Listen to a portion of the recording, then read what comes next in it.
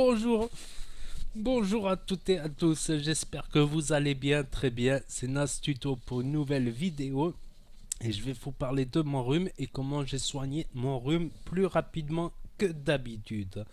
Donc n'hésitez pas à mettre un pouce bleu et à vous abonner si vous voulez suivre mes prochaines vidéos. Donc je vais vous montrer, c'était la semaine dernière. Je suis tombé malade, voilà, j'ai pris ma douche, je suis sorti, j'avais roulé aussi en hiver avec la voiture avec les fenêtres ouvertes. Le soir, ça pardonne pas. Ça pardonne pas les fenêtres ouvertes dans la voiture, même si on a chaud. Puis on se met un blouson, on transpire, je suis tombé malade. Voilà, ni plus ni moins. Donc je me suis réveillé un matin, j'avais mal à la gorge, j'avais le nez rempli, j'avais la fièvre grave et j'avais mal à la gorge. Donc je suis allé à la pharmacie. Je tiens à préciser avant de montrer ces médicaments qui ont marché pour moi que l'année dernière j'étais tombé aussi malade et la pharmacienne, une autre pharmacienne m'avait proposé des produits homéopathiques et ça n'avait pas du tout marché.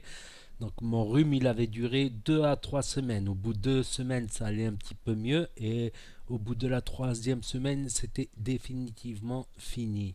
Là, en 5 jours, ça a commencé à diminuer. En une semaine, c'est pratiquement fini en une semaine. Et quand je me soignais pas, ça m'arrivait plus jeune que des fois, ben, je me soignais pas, j'avais un rhume et je prenais zéro médicament, ben ça durait 2 à 3 semaines également comme l'homéopathie. Donc l'homéopathie n'a pas marché pour moi malheureusement. Donc qu'est-ce qui m'a donné le médicament? Déjà du Strepsil. Donc le Strepsil c'est pour la gorge. Mais en fait il n'y a eu que le premier jour où j'avais eu vraiment mal à la gorge. Donc c'est des gros bonbons comme ça, miel et citron. Donc je me demande même si on peut continuer à en prendre même si on a plus mal à la gorge. Ça me grattait la gorge. Ça me faisait mal à la gorge. Mais ça, c'était que le premier jour, j'en ai pris. J'avais plus rien. Après le deuxième jour, j'avais plus rien. Ensuite, pour le nez, il m'a conseillé ça. Acti-soufre. On ne le voit pas bien avec la lumière. Voilà, Acti-soufre. Il m'a dit 3 à 4 fois par jour. Voilà, tu prends le truc comme ça et tu t'en mets là dans le nez. Un coup, tu as le nez après qui est mouillé. Après, est-ce que ça marche ou ça marche pas? Déjà, je le faisais après me moucher. Ça aide à sortir ce qu'il y a en trop. Des fois, quand on a un rhume, c'est tellement bouché qu'on n'arrive même pas à se moucher. C'est bloqué, c'est obstrué. Donc ça peut aider à désobstruer et à vider complètement le nez, à savoir que je me mouchais, on va dire, 10 à 15 fois par jour. Et quand je me mouche avec le papier, au bout de quelques jours, j'ai le nez irrité qui devient tout rouge. J'arrive plus à mettre un bout de papier dessus, ça me fait mal. Alors ce que je fais moi, c'est que je me mouche avec de l'eau. Je vais dans l'évier, je respire de l'eau dans mon nez que je mets dans ma main. Et après, je rejette d'un côté et de l'autre. Je fais ça plusieurs fois. Ça permet d'éviter les irritations du mouchoir. Le mouchoir, c'est quand j'ai la flemme d'aller au lavabo. Et après, je lave le lavabo, tout ça. Quand j'ai la flemme, je prends de temps en temps le mouchoir. Je fais les deux.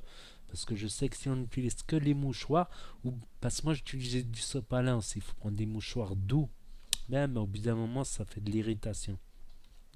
Donc ça c'est question pour le nez. Donc au bout du quatrième, cinquième jour, il n'y avait presque plus rien.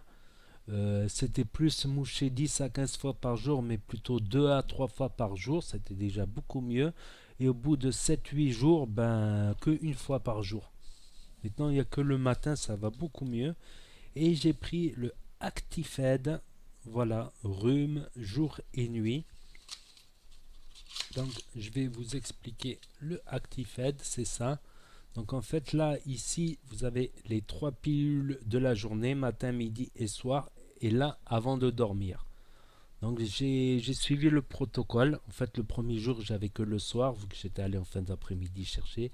Soir, voilà, moi, en fait, ça fait 4 jours, plus le cinquième, j'ai pris que ceux du matin et du midi.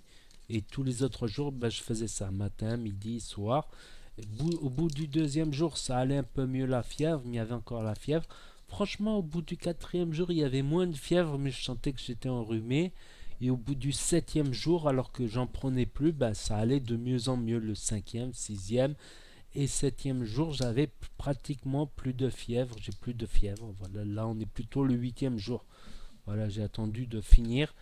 Parce que quand je fais une vidéo de test, voilà, je teste si ça marche ou pas.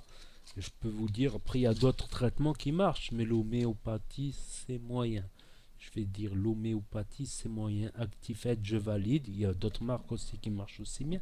D'ailleurs, il m'a proposé plusieurs trucs, le médecin, en me mettant un truc pour la fièvre, du paracétamol, alors que là c'est tout compris, c'est tout mélangé en un. Maux de tête, nez bouché, écoulement nasal. Donc il y a du paracétamol et du chlorhydrate de pseudoéphédrine. Et pour le comprimé bleu, du chlorhydrate de diphénhydramine et du paracétamol. Après, il y avait des débats sur le pseudoéphédrine, comme quoi ça pourrait être un produit dopant, tout ça. Mais après recherche à ces doses-là, c'est nada. C'est nada. Si on veut se soigner rapidement, c'est pour ça que j'avais pris l'homéopathie et j'étais resté 2 semaines bien malade, cloué au lit pratiquement. Et au bout de la troisième, ça commençait à aller mieux. Alors que là, en 5 jours, ça commençait à aller mieux et en 7 jours, il n'y avait plus rien. Donc après, si vous êtes cardiaque, voilà, c'est pas prescrit, voilà, pour les cardiaques, il me semble, un truc comme ça. Vous lisez les trucs, vous en parlez à votre médecin si vous êtes cardiaque ou pas. À mon avis, je suis pas sûr, mais le pseudoéphédrine pour les cardiaques, c'est pas le top, je pense, pour d'autres trucs. Si vous avez des maladies, tout ça, dites-le à votre pharmacien, voilà. Il vous redirigera vers autre chose. Donc voilà, c'est tout ce que j'avais à dire là-dessus. Je suis content d'avoir fini le rhume. Donc si ma vidéo vous a été utile, n'hésitez pas à mettre un pouce bleu, à donner un commentaire pour me dire votre avis, à vous abonner si vous voulez suivre mes autres vidéos de test, de tout matériel divers et varié, d'autres types de tutos de la vie de tous les jours ou des conseils pour les youtubeurs également. Et je vous dis à très bientôt les amis les potos pour de nouvelles vidéos et tutos. Tchuss, c'était Nasge. Tuto, merci d'avoir regardé.